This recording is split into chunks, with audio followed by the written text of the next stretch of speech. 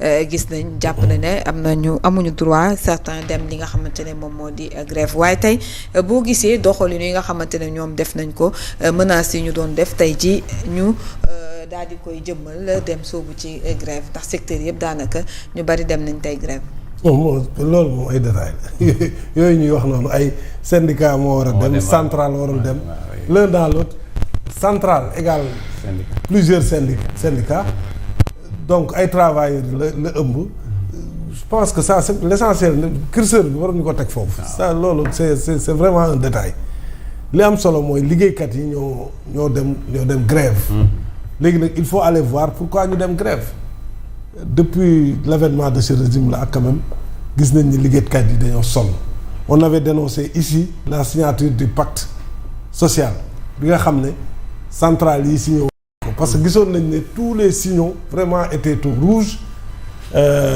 bii régime bi ñëwee en termes de dàq ay nit yu ñu perte seen liggéey en termes de difficulté au plan économique et rien ne justifiait justement que les centrales syndicales mën a dem signer pacte boobu nga xam ne moom lañ signé aujourd'hui ils sont rattrapés par l'histoire loolu mooy dëgg aussi parce que ce sont ces centrales là ñoom ñoo gëmoon signé ko malgré que amoon na ay syndicats yoo xam ne ñoom jëloon nañ seen responsabilité pour se démarquer parce que jàppoon nañ ne les conditions n'étaient pas réunies mais boobu aussi comme le régime venait d'arriver régime bi bëggoon na am pacte social mais également centrales yi bëggoon nañu reconnaissance parce que reconnaissance bi aussi dafa am ay faveurs yu mu àndal yoo xam ne amoon nañ ko ci régime bële il fallait tout faire pour conserver ces faveurs là donc li ñuy wax ku bëgg a nelaw xaw ma ak ku gëmmentu xaw ma tëjal bunt bi du leen boole c'était ça mais mosoo gis ñuy signé centrale yuy signé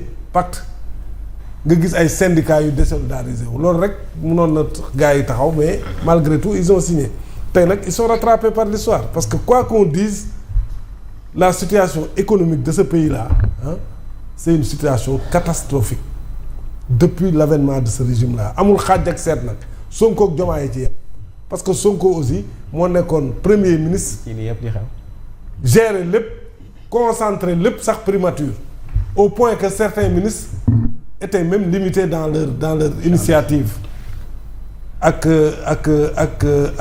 leur responsabilité loolu moo amoon tout était concentré au niveau de la primature et je pense que loolu moo yàq na lu bari parce que dëkk bi aussi dafa nërmeelu c'est ça la vérité am na ñu bëri ñoo xam ne ils ont perdu leur boulot on parlait de 30 000.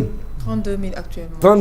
32 000 personnes en 2 ans RTS. qui perdent leur emploi en dehors de ceux qui ne sont pas déclarés parce que y en a nga gis ne aussi ñooñu sax ñi am liggéey formel la mais am na ñoo xam ne ils sont dans l'informel seen affaire yu bëri dafa yàqu parce que bu ñu fàtte ni BTP bi ba mu taxawee mais am na ñu bëri ñoo xam ne dañoo yàqule donc mu nekk situation bu doy waar léegi nag moi je pense que affaire bi nekkul ci ay ñii ñoo waroon déposer ñii ñoo grève générale am na dans un contexte boo xam ne warul woon am grève parce que aujourd'hui on a perdu combien de milliards il faut que les économistes les spécialistes là nous disent secteur transport doxul tey ñaata milliards lañ perte tey Sénégal économistes yi il faut ñu xayma ko dans un contexte boo xam ne ñun suñu économie déjà elle agonise donc plus jamais ça man pour man loolu la li ñu war a wax mooy plus jamais de grève léegi nag comment le faire mooy les discussions ont commencé avec le gouvernement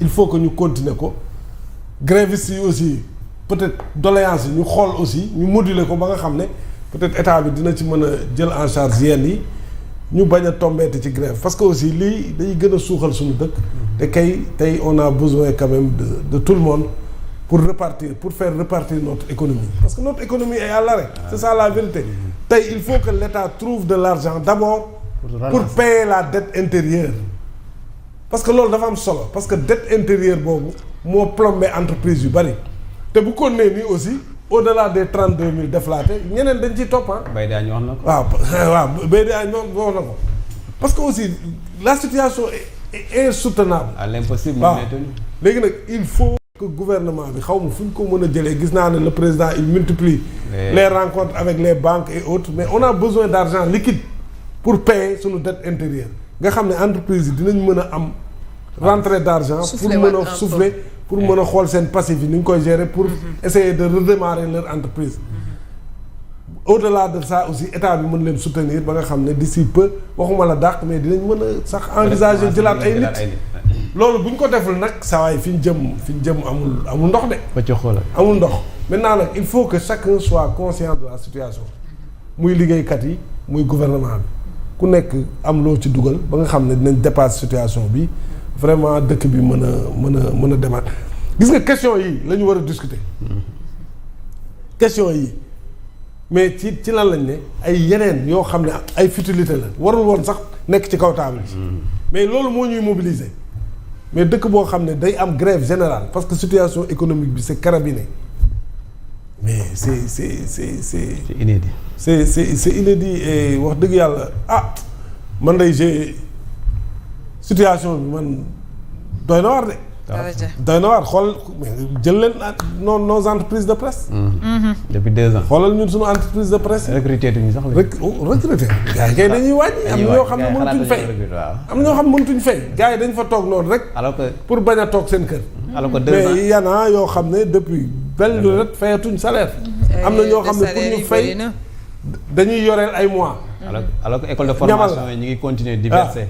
des emplois am na ñoo xam ne depuis 2 ans gars yi. oui il y a eu formation quand même. depuis 2 ans formation yaa ngi génn gars yi génn. donc recruter wuñu. inonder le marché sans pour autant trouver d'emploi. donc je pense que daal Fatima oui. la situation elle est alarmante. moi je pense que ce qu'il faut faire mooy nañu waxtaan. pour éviter ñu demaat ci grève bu mel nii. très bien. bu ñu paree ci loolu état bi il faut que mu mobiliser ay moyens. pour payer la dette intérieure c'est très très important loolu nag bu ñu ko defee ba pare après ñu lëkkaloo nag jéem a xool sur cette dette intérieure il y a juste eu effet d'annonce parce que Baydi Agne mu ngi koy rappeler xam nga conseil des ministres bu le passé le président avait demandé à ce que ñu def apurement wu dette intérieure wi alors mu ngi naan dette intérieure bi moo gën a obligatoire li nga xamante ne moo di dette extérieure bi pour ñu fay pour ñoom ñu mën a soulager wu mais soo xoolee rek c'est le contraire mais man naa problème bi mooy contrainte yi ñu am ci dette extérieure amuñu ko ci dette parce que aussi dette extérieure bi bu ñu fayul mais dañuy soxlawaat parce que ñun dañuy leb di dundee maanaam loolu lu mu metti il faut ñu honorer ko pour mën a dem lebiwaat alors que xëy na ñii comme ci réew mi lañ ne yuuxu rek lañ mën dañ naan garaawul mais garaaw na parce que dafay rey économie bi donc moo tax aussi li ñuy wuti bu extérieur nañ ci réserver une partie pour apurer la dette sinon rek day yàq lu bari sax. day yàq lu bari Maodo yooyu itam ci grève bi grève générale la ñu woote woon depuis boobu ba tey ñoom itam ñu ngi yëglu parce que ci mois d'avril lañ ko bëggoon am après ñu toogaat ci seen grève générale.